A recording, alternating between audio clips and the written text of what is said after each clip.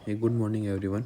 आज से एक नया इनिशिएटिव स्टार्ट किए जो अपकमिंग हमारे यूपी पीसीएस आरओए एग्ज़ाम है उसको लेके हिंदी के सारे टॉपिक्स एक एक करके हम लोग देखेंगे। सबसे पहला आइए शुरू करते हैं पर्यायवाची शब्द से, जो कि हमारे एग्ज़ाम में पूछे जाते हैं।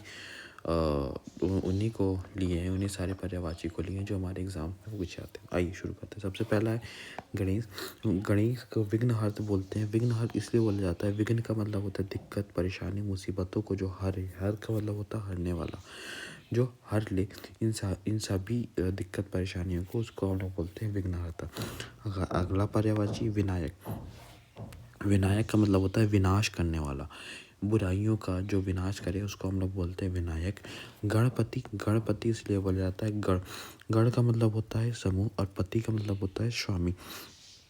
स्वामी जो देवताओं का समूह है, उनके जो स्वामी है उसको हम लोग बोलते हैं गणपति। गण धन ईश, गणेश। गण का मतलब होता है समूह, ईश का मतलब होता है ईश्वर। गणों के समूह है कि जो ईश्वर है, भगवान के जो गण है उसका जो समूह है, उसके जो ईश्वर हैं उसको बोलते हैं गणेश। गजानन। गज का मतलब होता है हाथी, आनन का मतलब होता है मुख। जिसका मुख हाथी के समान हो उसको हम लोग बोलते हैं गजानन। एक दंत एक दांत वाला। लंबोदर। लंबो का मतलब होता है लंबा और उदर, उदर का मतलब होता है पेट। जिसका पेट लंबा उसको बोलते हैं लंबोदर। वक्र टुंड। वक्र का मतलब होता है टेढ़ा और टुंड का मतलब होता है सूंड। जिसका सूंड टेढ़ा उसको हम लोग बोलते हैं वक्रतुंड। मूसक वाहन। मूसक का मतलब होता है चूहा और वाहन का मतलब होता है सवारी। जो चूहे की सवारी करते हैं उसको बोलते हैं मूसक वाहन। सिद्धि विनायक। जो सिद्धियाँ के दाता, जो सिद्धि या के दाता है उसको हम लोग बोलते हैं सिद्धि विनायक। विघ्नाशक। कष्टों को हरने वाले। वक्रदंड। वक्र का मतलब होता है टेढ़ा और दंड का मतलब होता है सूंड, जिसका सूंड जो है वो टेढ़ा हो। महागणपति। महान है जो समूहों के ईश्वर, जो भी समूह है देवताओं के समूह उसमें महान जो है और महान ईश्वर, इसलिए हम लोग इनको गणपति बोलते हैं। गणेश्वर। गण ईश्वर। गण का मतलब होता है समूह और ईश्वर का मतलब होता है गणों के ईश्वर को बोलते हैं गणेश्वर। गणराज। समूह के राजा। हिरम्ब। हिरम्ब इसलिए इनको बोला जाता है, इनके इस रूप को कई मुखों के दर्शाता है, इसलिए हम लोग इनको हिरम्ब बोलते हैं। अगला पर्यायवाची सुमुख। सु का मतलब होता है सुंदर, मुख का मतलब होता है चेहरा। जिसका मुख सुंदर हो उसको हम लोग सुमुख बोलते हैं। लंबकर्ण। लंब का मतलब होता है लंबा और कर्ण का मतलब होता है कान। जिसका कान लंबा हो उसको हम लोग बोलते हैं लंबकर्ण। विकट। विकट का मतलब होता है भयानक। ये गणेश जी के भयानक रूप को दर्शाता है, इसलिए हम लोग विकट बोलते हैं। गणनायक। गण का मतलब होता है समूह, नायक का मतलब होता है नेता। जो गणों का नेता हो उसको हम लोग गणनायक बोलते हैं। गणपति। गण का मतलब होता है समूह और पति, पति का मतलब होता है स्वामी। एक जो गणों के पति हो, जो देवताओं के गण हैं उनके पति, उसको हम लोग बोलते हैं गणपति। एक दंत सिद्धिदाता। जो सिद्धिदाता हो। विजय करता। विजय करता गणेश जी को इसलिए बोला जाता है क्योंकि वो विजय प्राप्त करने वाले हैं, विजय प्राप्त करते हैं, इसलिए हम लोग विजय करता है, इसीलिए हम इनको विजयकारी बोलते हैं। वक्रतुंड। वक्रतुंड का मतलब होता है टेढ़ा और टुंड का मतलब सूंड। अगला पर्यायवाची है लंब टुंड। लंब का मतलब होता है लंबा और टुंड का मतलब होता है सूंड। विकर्ण। विकर्ण का मतलब होता है तिरछी और टुंड का मतलब होता है सूंड। जिसकी सूंड तिरछी हो उसको हम लोग वक्रतुंड बोलते हैं। गणाधिपति। गण का मतलब होता है समूह, अधिपति का मतलब होता है स्वामी। गणाध्यक्ष। गणों का अध्यक्ष, समूहों का अध्यक्ष, इसलिए हम लोग इनको बोलते हैं गणाध्यक्ष। गण सेनापति बोलते हैं। दांतिम का मतलब होता है दांत।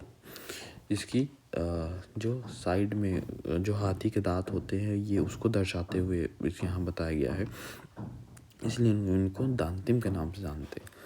अगला पर्यायवाची है शुरू करते हैं हमारा ब्रह्मा का पर्यायवाची पितामह। पितामह का मतलब होता है जो ईश्वरों को पिता हो, ईश्वरों के पिता को हम लोग बोलते हैं पितामह। स्वयंभू क्यों बोलते हैं, इसलिए बोला जाता है क्योंकि ऐसा माना जाता है कि जो विष्णु जी हैं वो उन्होंने ब्रह्मांड की रचयिता की है और उनका जन्म नहीं हुआ है, वो खुद से जन्मे हुए हैं, इसलिए वो देवताओं के पिता के समान माने जाते हैं। अगला पर्यायवाची स्वयंभू। स्वयं का मतलब होता है खुद, और भू का मतलब होता है जन्म लेने वाला, जो खुद से जन्मे हो उसको हम लोग बोलते हैं स्वयंभू। और विधाता। विधाता का मतलब होता है संसार का रचयिता, जो संसार के रचयिता हो उनको हम लोग बोलते हैं विधाता। ब्रह्मा ने संसार की रचना की थी, इसलिए हम लोग इनको विधाता भी कहते हैं। चतुरानन। चतुर का मतलब होता है चार, आनन का मतलब होता है मुख, जिसके चार मुख हो उसको हम लोग चतुरानन बोलते हैं, चतुरानन बोलते हैं। अगला पर्यायवाची है कर्तार। कर्तार का मतलब होता है कर्म करने वाला, क्योंकि ब्रह्मा जी ने सारे ही सृष्टि की उत्पत्ति की है, इसलिए इनको कर्तार बोलते हैं। इसलिए वे कमलासन, वो कमल उनका आसन है, उनकी आसनी है, इसलिए हम लोग उनको कमल आसन बोलते हैं। अगला पर्यायवाची है नाभि जन्म। कुछ पौराणिक कथाओं के अनुसार ब्रह्मा विष्णु की नाभि से उत्पन्न हुए हैं, इसलिए हम लोग उनको नाभि जन्म बोलते हैं। हिरण्यगर्भ। हिरण्यगर्भ का मतलब होता है, एक अन्य कथा के अनुसार जो है ब्रह्मा एक सोने के अंडे से उत्पन्न हुए हैं, इसलिए हम लोग उनको हिरण्यगर्भ बोलते हैं। प्रजापति। प्रजापति का मतलब होता है ब्रह्मा ने सभी प्राणियों की रचना की है, इसलिए हम लोग उनको प्रजापति बोलते हैं। प्रजा का मतलब होता है सारे ही जीव जंतु, और पति का मतलब होता है स्वामी, जो सभी का स्वामी हो, जो राजा पहले जो होते थे राजाओं के प्रजा, उनके राजाओं को स्वामी के रूप में देखा जाता था, तब वहीं से ये शब्द लिया गया है प्रजापति। विश्वकर्मा। विश्वकर्मा का मतलब होता है ब्रह्मा ने पूरे विश्व को अपनी कारीगरी से बनाया है, इसलिए इनको हम लोग विश्वकर्मा भी बोलते हैं। विरंची। विरंची शब्द का अर्थ है रचना करने वाला। रचना करने वाला, जो रचना करते हैं, जो ब्रह्मांड की जिन्होंने रचना की उसको हम लोग विरंची बोलते हैं। अज का अर्थ होता है जो अजन्मा, जो कभी जन्मा ही नहीं हो इसलिए इनको हम लोग स्वयंभू ही बोलते हैं। धाता। धाता इसलिए बोला जाता है संपूर्ण सृष्टि को धारण करने वाले, संपूर्ण सृष्टि को धारण करने वाले, इसलिए हम लोग इनको धाता बोलते हैं। विधि। विधि का मतलब होता है ब्रह्मा ने सृष्टि की रचना की, ब्रह्मा ने सृष्टि की रचना की है, और जो भी नियम बनाए हैं, जो भी नियम बनाए गए हैं, ये उसको दर्शाता है। लोकेश। अगला पर्यायवाची है लोकेश। ब्रह्मा ने सभी लोगों के स्वामी है, क्योंकि उन्होंने ही रचना की है, इसलिए उनको हम लोग लोकेश बोलते हैं। अगला पर्यायवाची है हमारा विष्णु का। अगला पर्यायवाची है हमारा विष्णु का।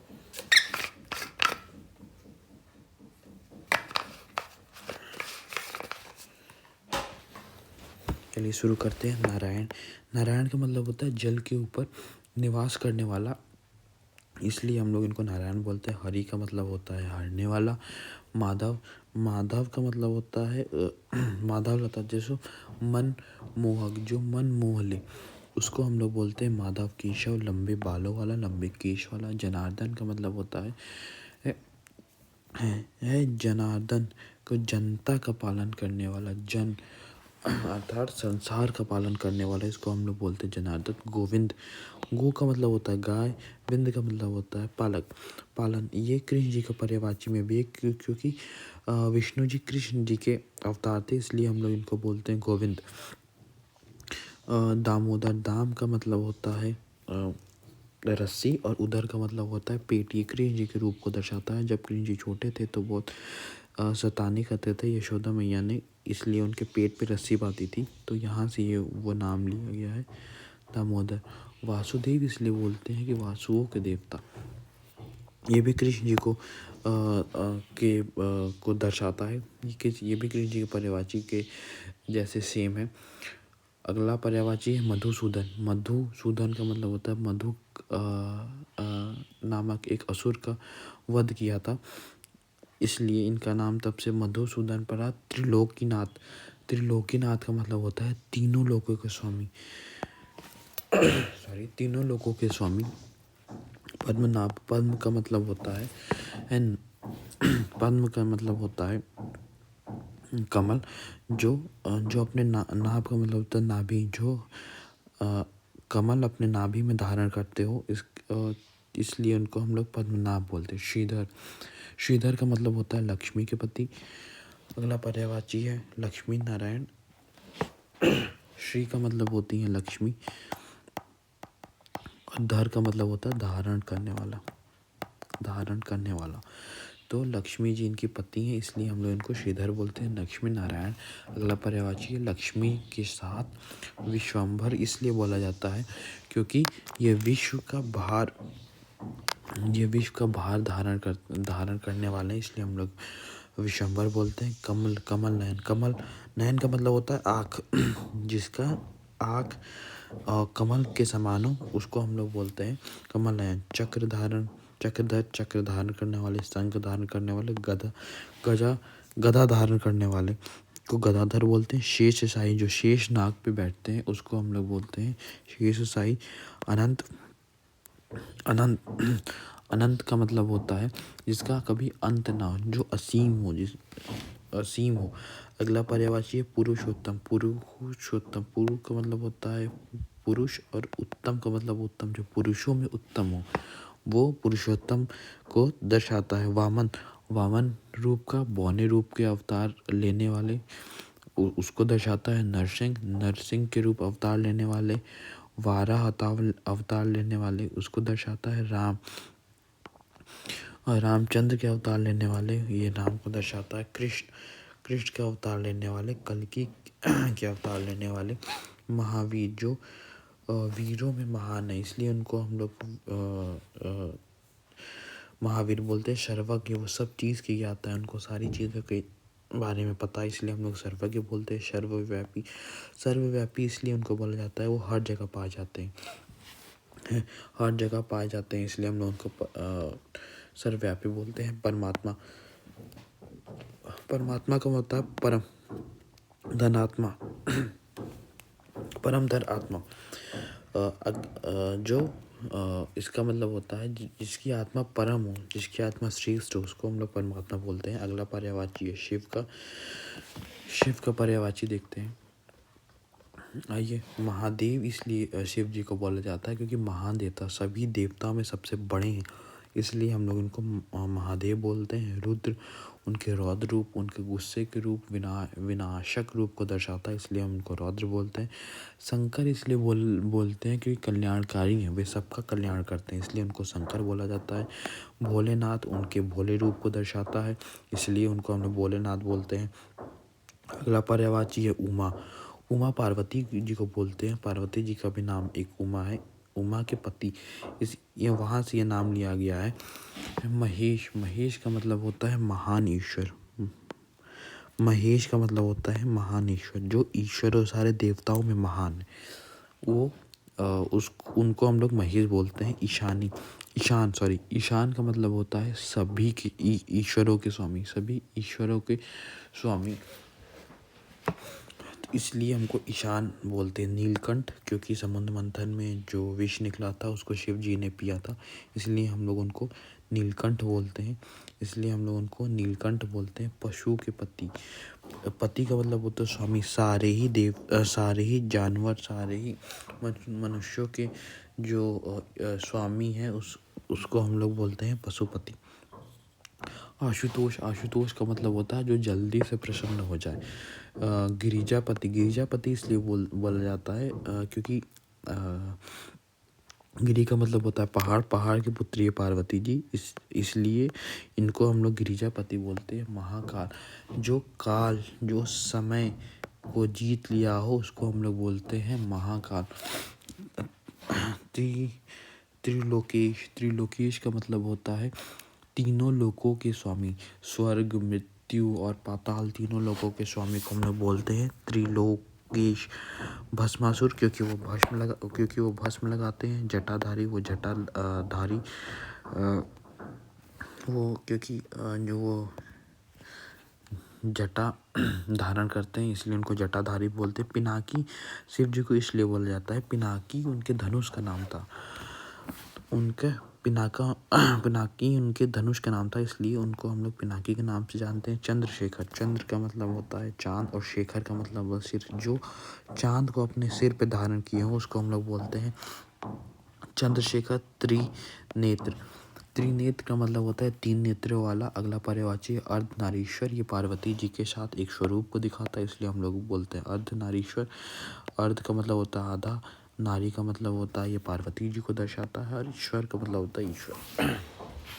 अगला पर्यायवाची है नटराज।